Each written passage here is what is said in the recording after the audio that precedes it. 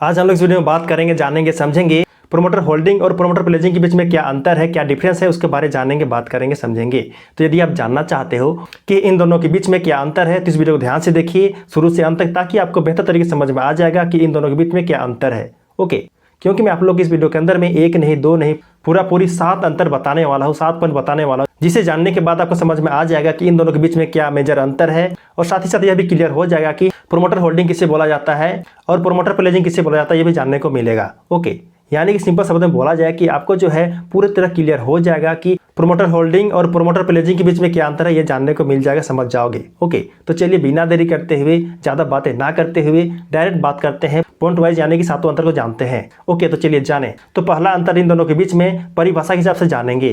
तो देखिए, जब कंपनी का मालिक कंपनी के कुछ शेयर्स को अपने पास खुद रखता है, यानी कि कंपनी कुछ शेयर्स को वह जो है होल्ड करता है, तो उसे ही प्रोमोटर होल्डिंग बोला जाता है। लेकिन जब वहीं पर कंपनी का मालिक कंपनी के शेयर्स को होल्ड करने के बाद उन होल्ड किए हुए शेयर्स को बैंक के पास गिरवी रखकर लोन लेता है, तो उसे ही प्रोमोटर प्लेजिंग बोला जाता है। इतना समझ में आया ना दोनों के बारे में।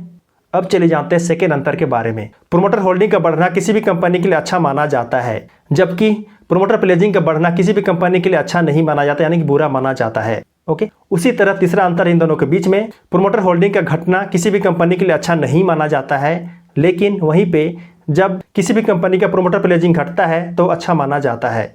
ओके, चौथा अंतर है इन दोनों के बीच में, प्रोमोटर होल्डिंग में कंपनी के मालिक को यदि पैसे की जरूरत होती है तो वह अपने हिस्से के शेयर्स को शेयर मार्केट में बेच सकता है, जबकि प्रोमोटर प्लेजिंग में कंपनी के मालिक को यदि पैसे की जरूरत होती है तो वह अपने हिस्से के शेयर्स को केवल बैंक में गिरवी रखकर लोन ले सकता है। इतना समझ में आया। पांचवा अंतर है इन दोनों के बीच में, यदि प्रोमोटर होल्डिंग बढ़ता है तो कंपनी में इन्वेस्ट करना चाहिए, लेकिन वहीं पे यदि प्रोमोटर प्लेजिंग बढ़ता है तो कंपनी में इन्वेस्ट नहीं करना चाहिए। छठवां अंतर भी इसी तरह से है। इन दोनों के बीच में छठवां अंतर भी इसका उल्टा है। यदि किसी कंपनी का प्रोमोटर होल्डिंग घटता है तो उस कंपनी में इन्वेस्ट नहीं करना चाहिए, जबकि यदि वहीं पे प्रोमोटर प्लेजिंग घटता है तो उस कंपनी में आप इन्वेस्ट कर सकते हो।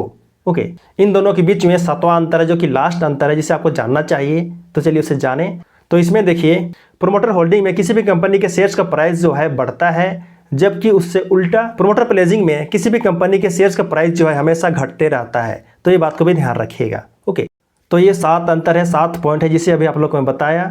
तो उम्मीद करता हूँ कि आपको जो ये 7 पॉइंट समझ में आ गया, 7 अंतर क्लियर हो गया होगा इन दोनों के बीच में। यदि समझ में आया तो बहुत अच्छी बात है। फिर भी आपके मन में कोई सवाल है, कोई डाउट है, तो आप मुझे कॉमेंट करके पूछ सकते हो। ओके, तो चलिए, वीडियो हेल्पफुल लगा हो और पसंद आया हो तो वीडियो को जरूर लाइक कर देना, और यदि आप नए हो मेरे चैनल में तो मेरे चैनल को जरूर सब्सक्राइब कर देना, क्योंकि मैं इसी तरह का हेल्पफुल वीडियो इस चैनल में हमेशा लाते रहता हूँ। तो चलिए मिलते हैं किसी नए टॉपिक के साथ किसी नए वीडियो में। तब तक के लिए जय जय, बाय बाय।